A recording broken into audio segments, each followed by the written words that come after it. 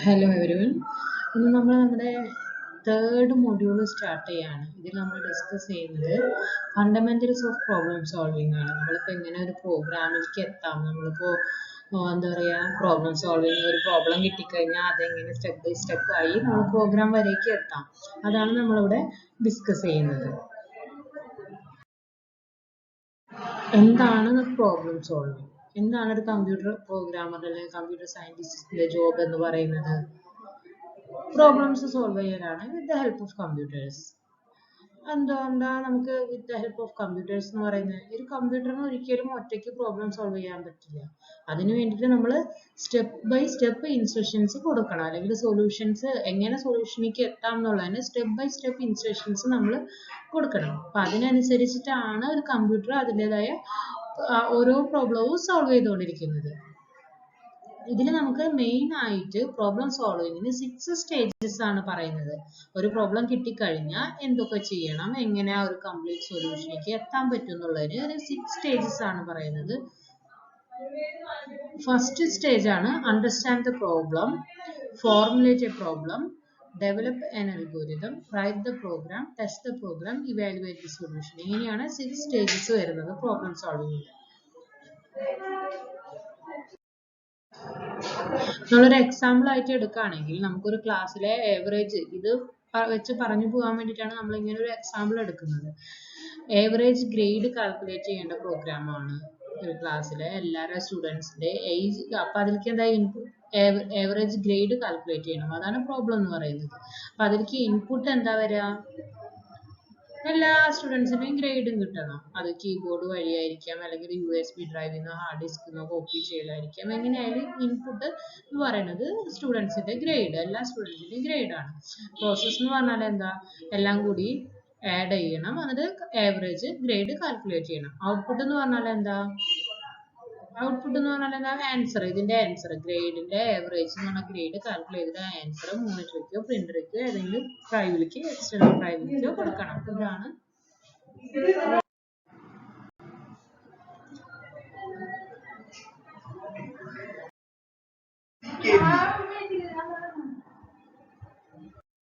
Second സ്റ്റെപ്പാണ് formulate the problem. Formulate the problem എന്ന് പറഞ്ഞാൽ എന്താ, നമ്മളതൊരു വലിയൊരു പ്രോബ്ലം ആണെങ്കിൽ നമ്മളതിനെ സ്മോൾ ഡിവൈഡ് ചെയ്യാൻ പറ്റുന്ന വരെയുള്ള ചെറിയ ചെറിയ പ്രോബ്ലംസ് ആയിട്ട് ഡിവൈഡ് ചെയ്യണം, സബ് പ്രോബ്ലംസ് ആയിട്ട് നമ്മൾ ഡിവൈഡ് ചെയ്യണം. എന്നിട്ട് അതിനെ മാത്തമാറ്റിക്കൽ ഇക്വേഷനിലേക്ക് കൺവേർട്ട് ചെയ്യണം. മനസ്സിലായി? ഇപ്പൊ ആവറേജ് കാണാനുള്ള ഇക്വേഷൻ കാണാനുള്ള പ്രോബ്ലം ആണെങ്കിൽ എന്താ, കഴിഞ്ഞ സ്റ്റെപ്പിൽ നമ്മൾ എന്തൊക്കെയാ ഇൻപുട്ട് എന്താന്ന് പറഞ്ഞു, ഔട്ട്പുട്ട് എന്താ വരണ്ടേന്ന്, എങ്ങനെ ചെയ്യണം, അങ്ങനത്തെ കാര്യങ്ങളൊക്കെ മനസ്സിലാക്കി വെച്ചിരുന്നു. ഈ സ്റ്റെപ്പിൽ അതിനെ എങ്ങനെയാ ചെയ്യേണ്ടതെന്നുള്ളത് കറക്റ്റ് ആയിട്ട് മാത്തമാറ്റിക്കൽ ഇക്വേഷനിലേക്ക് ഇത് ചെയ്യും. ഇപ്പൊ ഇവിടെ നമ്മുടെ പ്രോബ്ലം നോക്കിയേ, input data is A group of integers and real numbers. x1 x2 extra x എന്ന് പറഞ്ഞ ഇൻപുട്ടുകളാണ് നമുക്കുള്ളത്. അപ്പൊ നമുക്ക് ആവറേജ് കാണണമെങ്കിൽ അതെല്ലാം കൂടി ആഡ് ചെയ്തിട്ട് ഡിവൈഡഡ് ബൈ ടോട്ടൽ നമ്പർ, അതിലെ നമ്മൾ ആവറേജ് കാണാൻ വേണ്ടിയിട്ടുള്ള ഒരു ഇക്വേഷൻ എന്ന് പറയുന്നത്. അപ്പൊ എന്താ, അങ്ങനെ ആയിരിക്കും. അപ്പൊ ഇതിന്റെ റിസൾട്ട് എന്ന് പറഞ്ഞാൽ എന്താ, എനി നമ്പർ ബിറ്റ്വീൻ 0 to 100 ആയിരിക്കും. അപ്പൊ ഫോർമുലേറ്റിന്റെ പ്രോബ്ലം എന്ന് പറഞ്ഞാൽ സിമ്പിൾ പ്രോബ്ലംസ് ആയിട്ട് ഡിവൈഡ് ചെയ്തിട്ട് അതിന് മാത്തമാറ്റിക്കൽ ഫോമിലേക്ക് കൺവേർട്ട് ചെയ്യലാണ് നമ്മുടെ ഫോർമുലേറ്റ് പ്രോബ്ലം എന്നുകൊണ്ട് ഉദ്ദേശിക്കുന്നത്. നെക്സ്റ്റ് സ്റ്റെപ്പാണ് ഡെവലപ്പ് ആൻ അൽഗോരിതം. അൽഗോരിതം എന്ന് പറഞ്ഞാൽ നമ്മൾ സ്റ്റെപ്പ് ബൈ സ്റ്റെപ്പ് പ്രൊസീജിയർ ആണെന്ന് പറഞ്ഞിട്ടുണ്ടായിരുന്നു അല്ലേ? അപ്പോൾ അൽഗോരിതം ഇപ്പൊ നമ്മൾ കഴിഞ്ഞ ഫോർമുലേറ്റ് ചെയ്ത് വെച്ച പ്രോബ്ലത്തേക്ക് എത്താനുള്ള ഒരു സ്റ്റെപ്പ് ബൈ സ്റ്റെപ്പ് പ്രൊസീജിയർ എഴുതി വെക്കാം. അപ്പോൾ ഒരു ആവറേജ് കാണാനുള്ള ഫസ്റ്റ് സ്റ്റെപ്പ് എന്താ, അൽഗോരിതത്തിന്റെ ഫസ്റ്റ് സ്റ്റെപ്പ് എന്ന് പറയുന്നത് സ്റ്റാർട്ടാണ്. സ്റ്റെപ്പ് 1 സ്റ്റാർട്ടാണ് വരുന്നത്. സ്റ്റെപ്പ് 2 എന്ന് പറഞ്ഞാൽ എന്താ, ഇൻപുട്ടുകളെല്ലാം റീഡ് ചെയ്യണം. റീഡ് ദ ഇൻപുട്ട് എന്ന് പറഞ്ഞിട്ട് നമുക്ക് കൊടുക്കാം. നെക്സ്റ്റ് എന്താ വരാ, എല്ലാം കൂടിയിട്ട് ആഡ് ചെയ്യണം. പിന്നത്തെ സ്റ്റെപ്പ് എന്താ വരാ, ആഡ് ചെയ്തതിനെ ഡിവൈഡഡ് ബൈ n, അത് ടോട്ടൽ നമ്പറോട് ഡിവൈഡ് ചെയ്യണം. അതാണ് നെക്സ്റ്റ് സ്റ്റെപ്പ്. പിന്നെ ലാസ്റ്റ് എന്താ ചെയ്യുക, ഡിസ്പ്ലേ ദ റിസൾട്ട് കാണിക്കണം. പിന്നെ സ്റ്റോപ്പ്. ഇത്രയുമാണ് അപ്പൊ സിമ്പിൾ ആവറേജ് കാണാനുള്ള ഒരു അൽഗോരിതത്തിന്റെ സ്റ്റെപ്പ് എന്ന് പറയുന്നത്. അപ്പോൾ ഇതെല്ലാം എഴുതുന്നത് നോർമൽ റൈറ്റിംഗ്, ഇപ്പൊ ഹൈ ലെവൽ ലാംഗ്വേജിലാണ് നമ്മളൊരു അൽഗോരിതം എഴുതാറ്. മനസ്സിലായോ? അത് ഇംഗ്ലീഷിലാണ് എഴുതുക. അതേപോലെ ഇക്വേഷൻസ് പ്ലസ് മൈനസ് അതൊക്കെ യൂസ് ചെയ്യാറുണ്ടെങ്കിൽ പോലും റീഡ് ദി ഇൻപുട്ട് എന്നുള്ളതിന് നമ്മൾ സി പ്രോഗ്രാമിന്റെ സിൻടാക്സോ അതൊന്നും പ്രോഗ്രാമിംഗിലെ സിൻടാക്സുകളോ ഒന്നും യൂസ് ചെയ്യാറില്ല. നമ്മൾ നോർമൽ ഹൈ ലെവൽ ലാംഗ്വേജിലാണ് അൽഗോരിതം എഴുതാറ്. ഇപ്പൊ അതിന്റെ ഡെഫിനിഷനും കാര്യങ്ങളൊക്കെ നമ്മുടെ സ്ലൈഡിലുണ്ട്, അത് വായിച്ചു നോക്കണം. പിന്നെ ഇതിൽ തന്നെ ഉള്ള അടുത്ത സ്റ്റെപ്പാണ് ഈ അൽഗോരിതം എന്ന് പറഞ്ഞാൽ നമ്മൾ ഹൈ ലെവൽ ലാംഗ്വേജിൽ എഴുതുന്നതുകൊണ്ട് 1 by 1 ആയിരുന്നിട്ട് നമുക്ക് വായിച്ചു നോക്കണം അതിൽ എന്താ പറഞ്ഞിട്ടുള്ളത്. പക്ഷെ അതിനുള്ള ഈ എളുപ്പത്തിനായി നമ്മൾ അൽഗോരിതത്തിനെ നമ്മൾ പിക്ചോറിക്കലായി റെപ്രസെന്റ് ചെയ്യും. അതിനെയാണ് നമ്മൾ ഫ്ലോ ചാർട്ട് എന്ന് പറയുന്നത്. അടുത്ത സ്റ്റെപ്പാണ് റൈറ്റ് ദ പ്രോഗ്രാം. എന്താ ഏതെങ്കിലും പ്രോഗ്രാമിംഗ് ലാംഗ്വേജ് യൂസ് ചെയ്തിട്ട് ആ അൽഗോരിതത്തിനെ ഇംപ്ലിമെന്റ് ചെയ്യുക. അതിനെയാണ് നമ്മൾ റൈറ്റ് ദ പ്രോഗ്രാം എന്ന് പറയുന്നത്.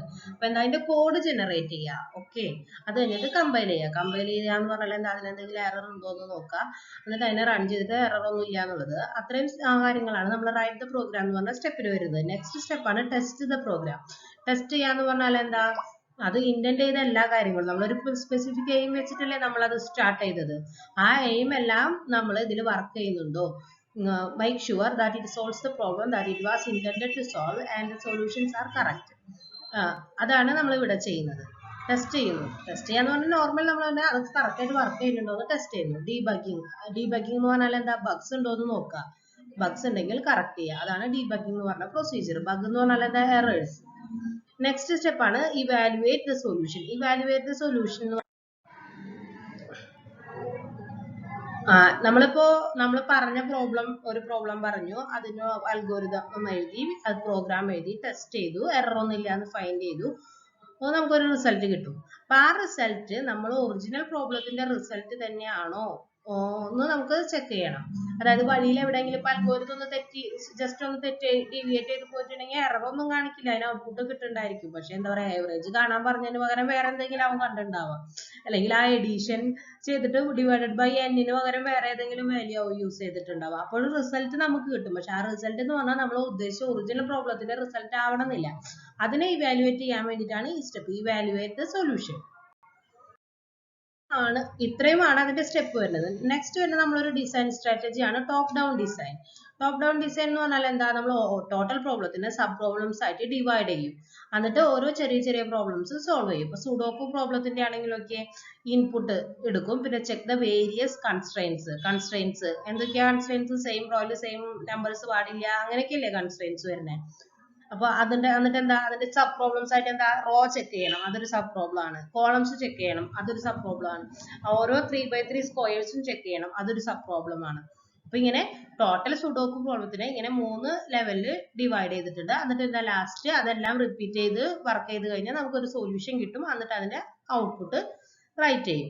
ഇതാണ് ടോപ്പ് ഡൗൺ ഡിസൈൻ എന്ന് പറയുന്നത്. അതായത് ടോട്ടൽ പ്രോബ്ലത്തെ സബ് പ്രോബ്ലംസ് ആയിട്ട് ഡിവൈഡ് ചെയ്യും. ഓക്കെ, നെക്സ്റ്റ് ആണ് നമ്മൾ അൽഗോരിതത്തെ കുറിച്ച് ഡീറ്റെയിൽ ആയിട്ട് പഠിക്കാൻ പോകുന്നത്. അൽഗോരിതം എന്ന് പറഞ്ഞാൽ എന്താ, a sequence of activities to be processed for getting desired output from a given input. ഇൻപുട്ടിന് ഔട്ട്പുട്ടിലേക്ക് എത്താനുള്ള സീക്വൻസ് ഓഫ് ആക്ടിവിറ്റീസ് ആണ് നമ്മൾ അൽഗോരിതത്തിൽ പറയുന്നത്. അപ്പൊ അതിൽ plus, minus, multiplication, division, assignment ഇങ്ങനത്തെ സിമ്പിൾസ് ഒക്കെ യൂസ് ചെയ്യാറുണ്ട്. മോസ്റ്റ്ലി ബാക്കി എല്ലാ കാര്യങ്ങളും നമ്മൾ ഹൈ ലെവൽ ലാംഗ്വേജിലാണ് എഴുതാറ്. ഇതിൽ വരുന്ന സീക്വൻസസ് വരും റെപ്രസെന്റ് ചെയ്യാൻ പറ്റും, ബ്രാഞ്ചിങ് റെപ്രസെന്റ് ചെയ്യാൻ പറ്റും, ലൂപ്പ് റെപ്രസെന്റ് ചെയ്യാൻ പറ്റും. ടൈപ്സ് ഓഫ് കൺട്രോൾ സീക്വൻസസ് എന്ന് പറഞ്ഞാൽ എന്താ, ഒന്ന് കഴിഞ്ഞിട്ട് നെക്സ്റ്റ് എക്സിക്യൂട്ട് ചെയ്യുന്ന ടൈപ്പ്. അതായത് നോർമൽ സ്റ്റേറ്റ്മെന്റ്സിനെയാണ് നമ്മൾ സീക്വൻസസ് എന്ന് പറയുന്നത്. ബ്രാഞ്ചിങ് എന്ന് പറഞ്ഞാൽ എന്താ, ബൈനറി ഡിസിഷൻസ് ആണ്. ഇപ്പൊ നമ്മളിപ്പോ മാർക്കിന്റെ കാര്യം നോക്കിയാൽ 80% മേലെയാണെങ്കിൽ ഡിസ്റ്റിങ്ഷൻ. അപ്പൊ if total marks greater than 80 അങ്ങനെ കൊടുക്കും. 80% എന്ന് കൊടുത്തു കഴിഞ്ഞാൽ എന്താ, പ്രിന്റ് ഡിസ്പ്ലേ ചെയ്യണം, ആ മാർക്ക് കുട്ടിക്ക് ഡിസ്റ്റിങ്ഷൻ ആണെന്ന് ഡിസ്പ്ലേ ചെയ്യണം. അങ്ങനത്തെ ടൈപ്പ് കണ്ടീഷൻസിന് സ്പെസിഫൈ ചെയ്തിട്ടുള്ള, ഒന്നില്ലെങ്കിൽ ഫാൾസ് ആയ ഒരു സ്റ്റേറ്റ്മെന്റ് ഡിസ്പ്ലേ ചെയ്യണം, ഫാൾസ് ആയ വേറെ സ്റ്റേറ്റ്മെന്റിലേക്ക് പോകണം. അങ്ങനത്തെ കണ്ടീഷൻസിനെ ബേസ് ചെയ്തിട്ടുള്ള ഇതിനെയാണ് നമ്മൾ ബ്രാഞ്ചിങ് അല്ലെങ്കിൽ ബൈനറി ഡിസിഷൻ എന്ന് പറയുന്നത്. നെക്സ്റ്റ് സ്റ്റെപ്പാണ് loop. Next type of statement ആണ് ലൂപ്പ് എന്ന് പറയുന്നത്. ലൂപ്പ് എന്ന് പറഞ്ഞാൽ എന്താ, റിപ്പീറ്റ് ചെയ്ത് ഡിസ്പ്ലേ ചെയ്യേണ്ട കാര്യങ്ങൾ ഉണ്ടായിരിക്കും നമുക്ക്.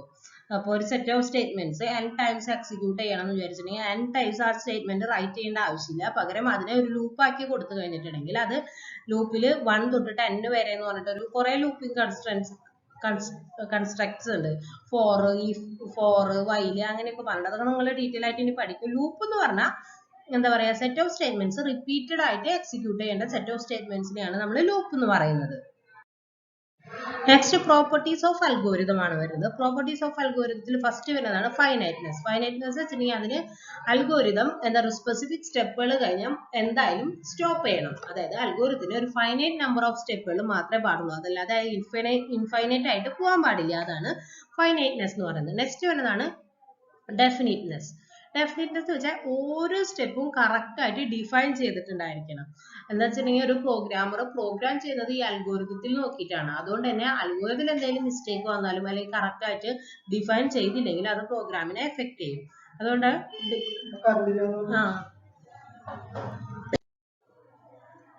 നെക്സ്റ്റ് പ്രോപ്പർട്ടിയാണ് ഇൻപുട്ട്. എന്താ ഒരു ഓപ്പറേഷൻ ചെയ്യണമെങ്കിൽ നമുക്ക് എന്താ ഒരു പ്രോബ്ലം സോൾവ് ചെയ്യണമെങ്കിൽ നമുക്ക് ഒരു ഇൻപുട്ട് വേണം. അതായത് ബിഗിനിങ് വാല്യൂ വേണം. അത് കഴിഞ്ഞിട്ട് വിത്ത് ആ ബിഗിനിങ് വാല്യൂവിനെയാണ് സെറ്റ് ഓഫ് ആക്ടിവിറ്റീസ് വെച്ച് നമ്മൾ പ്രോസസ്സ് ചെയ്യുന്നത്. അതുകൊണ്ട് തന്നെ നമ്മൾ ഈ വാല്യൂ എന്ന് പറയുന്നത് നമുക്ക് അൽഗോരിതം ബിഗിനിങ്ങിൽ തന്നെ നമുക്ക് ഇൻപുട്ട് വാല്യൂ റീഡ് ചെയ്തിരിക്കണം. നെക്സ്റ്റ് ആണ് ഔട്ട്പുട്ട്. ഇൻപുട്ട് വാല്യൂവിനെ പ്രോസസ്സ് ചെയ്തിട്ട് റിസൾട്ട് കിട്ടണം. ആ റിസൾട്ടിനെ ഉള്ള വഴികളായിരിക്കണം ഈ അൽഗോരിതത്തിലെ ഓരോ സ്റ്റെപ്പ് എന്ന് പറയുന്നത്. അപ്പൊ ആ ഓരോ ഔട്ട്പുട്ടിനും ഒരു സ്പെസിഫിക് റിലേഷൻ ഉണ്ടായിരിക്കണം. ഇൻപുട്ട് ആയിട്ട് ഓരോ ഔട്ട്പുട്ടും ഇൻപുട്ട് ആയിട്ട് റിലേറ്റഡ് ആയിരിക്കണം. ആ ഇൻപുട്ടിന് സെറ്റ് ഓഫ് ആക്ടിവിറ്റീസ് പെർഫോം ചെയ്തതിന് ശേഷം കിട്ടുന്ന ഇതായിരിക്കണം നമ്മൾ ഔട്ട്പുട്ട് എന്ന് പറയുന്നത്. Effectiveness. Effectiveness algorithms to be developed or written using basic operation. നമ്മൾ പറയില്ലേ പ്ലസ് മൈനസ് ഡിവിഷൻ, അങ്ങനത്തെ ബേസിക് ഓപ്പറേഷൻസ് മാത്രം യൂസ് ചെയ്തിട്ടാണ് നമ്മൾ അൽഗോരിതം ഡെവലപ്പ് ചെയ്യുക. നമ്മൾ ലൂപ്പ് ബ്രാഞ്ചിങ് സ്റ്റേറ്റ്മെന്റ് ഒക്കെ യൂസ് ചെയ്യുന്നുണ്ടെങ്കിലും അതെല്ലാം ഈ ഒരു ലെവലിലേക്ക് കൺവേർട്ട് ചെയ്തതിന് ശേഷമാണ് നമ്മൾ ഈ അൽഗോരിതത്തിൽ എഴുതുക. അല്ലാണ്ട് ലൂപ്പ് എന്നൊന്നും പറഞ്ഞ് നമ്മളിവിടെ എഴുതാറില്ല.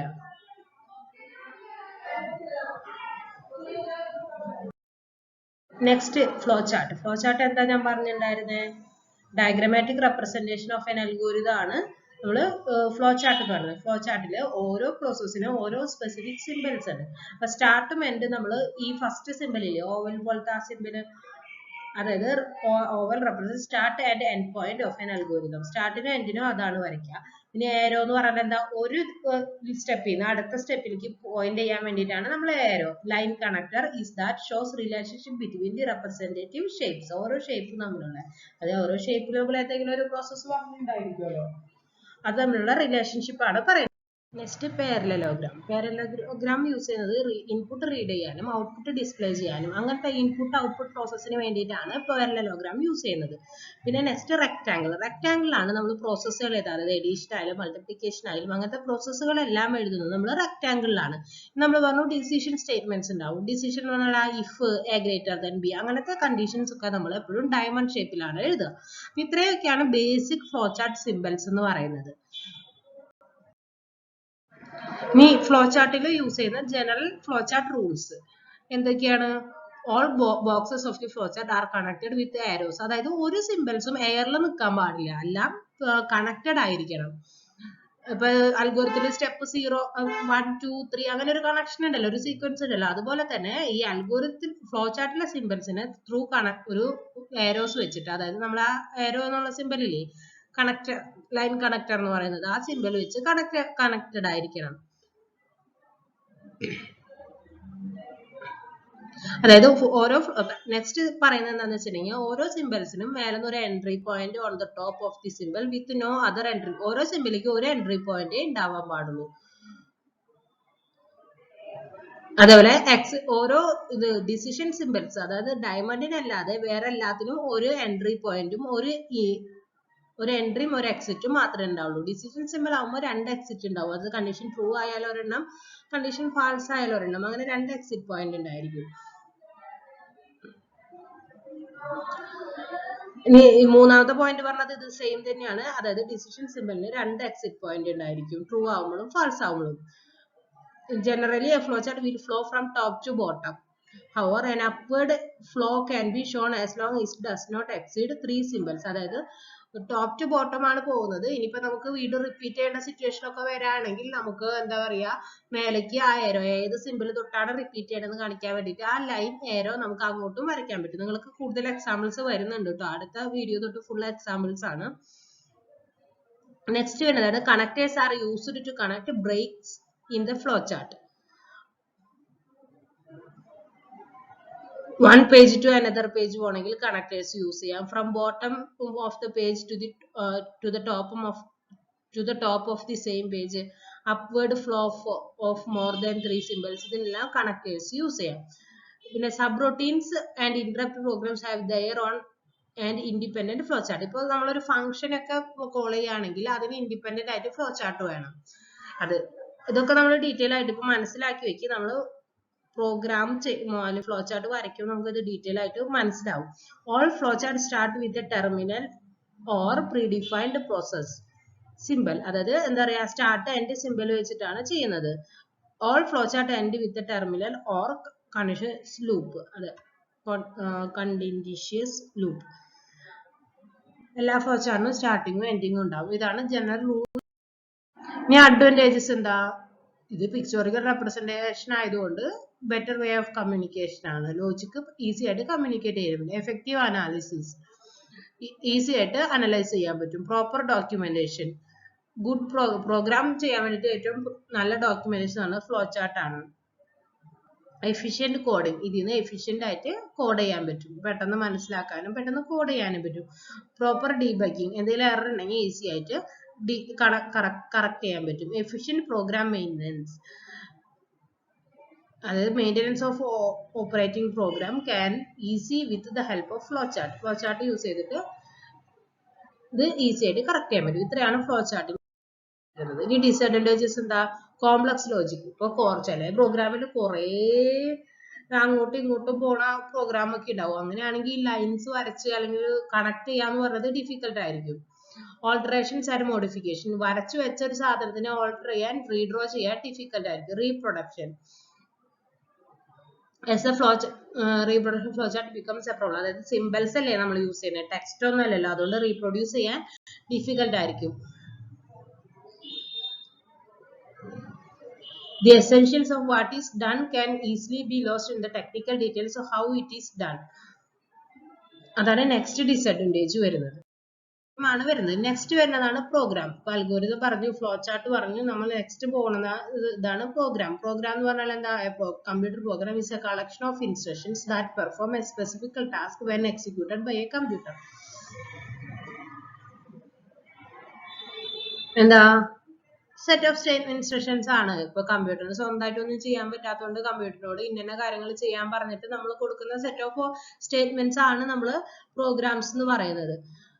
ഈ പ്രോഗ്രാം സാധാരണ എഴുതുന്ന ഒരു കമ്പ്യൂട്ടർ പ്രോഗ്രാമർ ആണ്. ഏതെങ്കിലും സ്പെസിഫിക് കമ്പ്യൂട്ടർ പ്രോഗ്രാമിംഗ് ലാംഗ്വേജ്, അതായത് CPP, ജാവ, അങ്ങനെ കുറെ കമ്പ്യൂട്ടർ പ്രോഗ്രാമിംഗ് ലാംഗ്വേജ് ഇല്ല, അതിൽ ഏതെങ്കിലും യൂസ് ചെയ്തിട്ട് ഒരു കമ്പ്യൂട്ടർ പ്രോഗ്രാമർ ആണ് ഇത് എഴുതുന്നത്.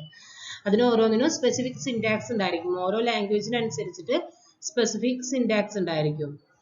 അത് കഴിഞ്ഞാൽ എന്താ ചെയ്യുക? ഒരു കമ്പൈലർ യൂസ് ചെയ്തിട്ട് ആ പ്രോഗ്രാം കമ്പൈൽ ചെയ്യും. കമ്പൈൽ ചെയ്യാന്ന് വെച്ചാൽ എന്താ? അതിനെ മെഷീൻ ലാംഗ്വേജിൽ നിന്ന് ഹൈ ലെവൽ ലാംഗ്വേജിൽ നിന്ന് മെഷീൻ ലാംഗ്വേജിലേക്ക് കൺവേർട്ട് ചെയ്യും. എന്നിട്ട് എന്തെങ്കിലും എറർ ഉണ്ടോ എന്ന് നോക്കും. എന്നിട്ട് ആ എറർ ഉണ്ടോ എന്ന് നോക്കിയിട്ട് എറർ കറക്റ്റ് ചെയ്യും.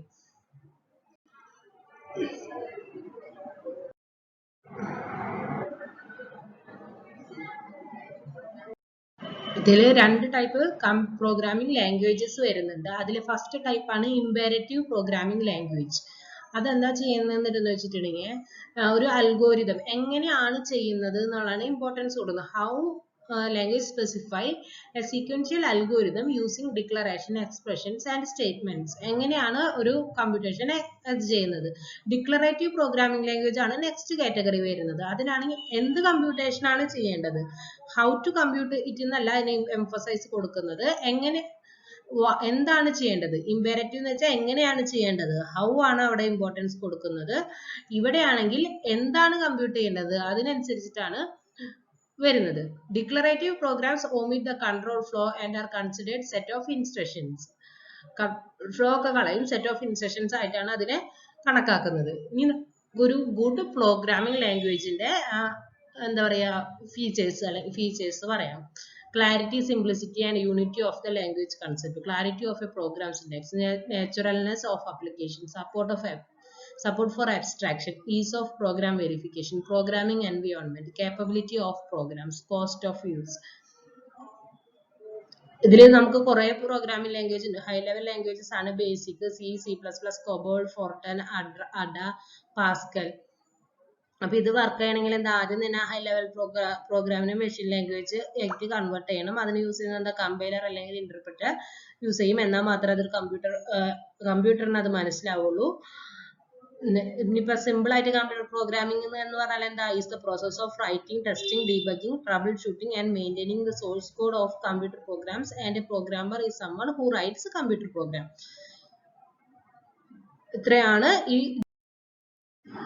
നെക്സ്റ്റ് വരുന്ന ടോപ്പിക് ആണ് ഒരു കമ്പ്യൂട്ടർ പ്രോഗ്രാമർക്ക് വേണ്ട സ്കിൽസ് എന്തൊക്കെയാണ്. ഫസ്റ്റ് പ്രോഗ്രാമിംഗ് എന്ന് പറഞ്ഞാൽ എന്താ, എല്ലാ ടൈപ്പ് എന്ത് ലോജിക് കിട്ടിയാലും അതിനനുസരിച്ചുള്ള പ്രോഗ്രാം എഴുതാനുള്ള കപ്പാസിറ്റി വേണം. പിന്നെ റൈറ്റിംഗ് എന്ന് പറഞ്ഞാൽ എന്താ, നമ്മൾ എന്തെങ്കിലും ആവശ്യമൊക്കെ ഉണ്ടാവുമല്ലോ, അതിന് ഓഡിയൻസിനെ കമ്മ്യൂണിക്കേറ്റ് ചെയ്യാനുള്ളത് റൈറ്റ് ചെയ്തിട്ടായിരിക്കും കൊടുക്കുന്നുണ്ടാവുക.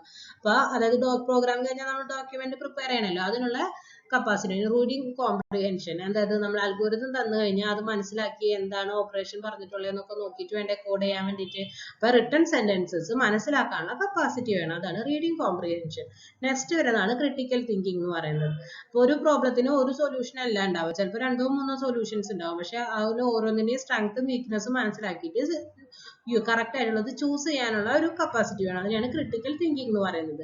നെക്സ്റ്റ് വരുന്നതാണ് കമ്പ്യൂട്ടേഴ്സ് ആൻഡ് ഇലക്ട്രോണിക്സ്. എല്ലാ കമ്പ്യൂട്ടറിന്റെ പാർട്സും കാര്യങ്ങളും, അതിൽ ഇലക്ട്രോണിക് സർക്യൂട്ട് ബോർഡ്സ്, ഇതെല്ലാം ഫെമിലിയർ ആയിരിക്കണം. ഇതാണ് കമ്പ്യൂട്ടേഴ്സ് ആൻഡ് ഇലക്ട്രോണിക്സ് എന്ന് പറഞ്ഞ സെക്ഷൻ. നെക്സ്റ്റ് വരുന്നതാണ് ഓറൽ എക്സ്പ്രഷൻ. ഓറൽ എക്സ്പ്രഷൻ എന്ന് പറഞ്ഞാൽ the ability to communicate information and ideas in speaking so that others will understand. എന്താ പറയുന്നത്, ഇപ്പൊ എന്തെങ്കിലും ഡൗട്ട് ഉണ്ടെങ്കിലോ അല്ലെങ്കിൽ അതിന്റെ യൂസറിനായിട്ട് കമ്മ്യൂണിക്കേറ്റ് ചെയ്യണ്ടേ, അതിന് വേണ്ടിയിട്ട് ഓറൽ കമ്മ്യൂണിക്കേഷൻ സ്കിൽസ് വേണം.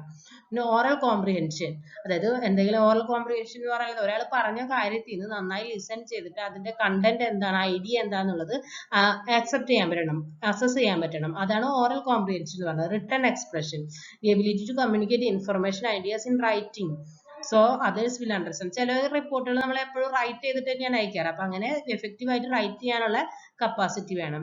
റിട്ടൺ കോംപ്രിഹെൻഷൻ, അതായത് ഷോർട്ട് ആൻഡ് ക്രിസ്പ് ആയിട്ട് എഴുതാനുള്ള ഒരു കപ്പാസിറ്റി വേണം. Deductive reasoning, general rules, specific problems come up with logical answers, ആ ആൻസറിലേക്ക് എത്താനുള്ള ജനറൽ റൂൾസ് അറിഞ്ഞിരിക്കണം. ഡിഡക്റ്റീവ് റീസണിങ് നമ്മൾ പറയില്ലേ, അതായത് ഒരു എല്ലാം നോക്കിയിട്ട് ഒരു കൺക്ലൂഷനിലേക്ക് എത്താൻ പറ്റണം, എന്നാൽ മാത്രമാണ് ഒരു ആൻസർ സെൻസിബിൾ ആണെന്ന് നമുക്ക് പറയാൻ പറ്റുള്ളൂ, ആ കിട്ടുന്ന ഔട്ട്പുട്ട് സെൻസിബിൾ ആണെന്ന് പറയാൻ പറ്റുള്ളൂ. നെക്സ്റ്റ് ആണ് information organization, finding ways to structure or classify multiple piece of information. അപ്പോൾ ഒരു ഇൻഫർമേഷൻ കിട്ടിക്കഴിഞ്ഞാൽ എങ്ങനെയാണ് സബ് പ്രോബ്ലം ആയിട്ട് ഡിവൈഡ് ചെയ്യുന്നത്, അങ്ങനത്തെ കാര്യങ്ങളൊക്കെ ഉണ്ടല്ലോ, അതെല്ലാം കറക്റ്റ് ആയിട്ട് ചെയ്യാൻ പറ്റണം. എങ്ങനെയാണ് അത് തമ്മിൽ കമ്മ്യൂണിക്കേറ്റ് ചെയ്യേണ്ടത്, സബ് പ്രോബ്ലംസ് നമ്മൾ കമ്മ്യൂണിക്കേറ്റ് ചെയ്ത് അതിനെ ഇന്റഗ്രേറ്റ് ചെയ്തിട്ടല്ലേ നമ്മളൊരു മെയിൻ പ്രോബ്ലം ഉണ്ടാക്കുക. അപ്പൊ ആ ഇൻഫർമേഷൻ കറക്റ്റ് ആയിട്ട് ഓർഗനൈസ് ചെയ്യാൻ പറ്റണം. അത് ഇത്രയൊക്കെയാണ് നമ്മളെ ഒരു കമ്പ്യൂട്ടർ പ്രോഗ്രാമറുടെ വേണ്ട സ്കിൽസ്. ഇനി നമ്മൾ ജസ്റ്റ് പറയാണ് നമ്മുടെ ജനറേഷൻസ് ഓഫ് പ്രോഗ്രാമിംഗ് ലാംഗ്വേജിന്റെ ജനറേഷൻസ്.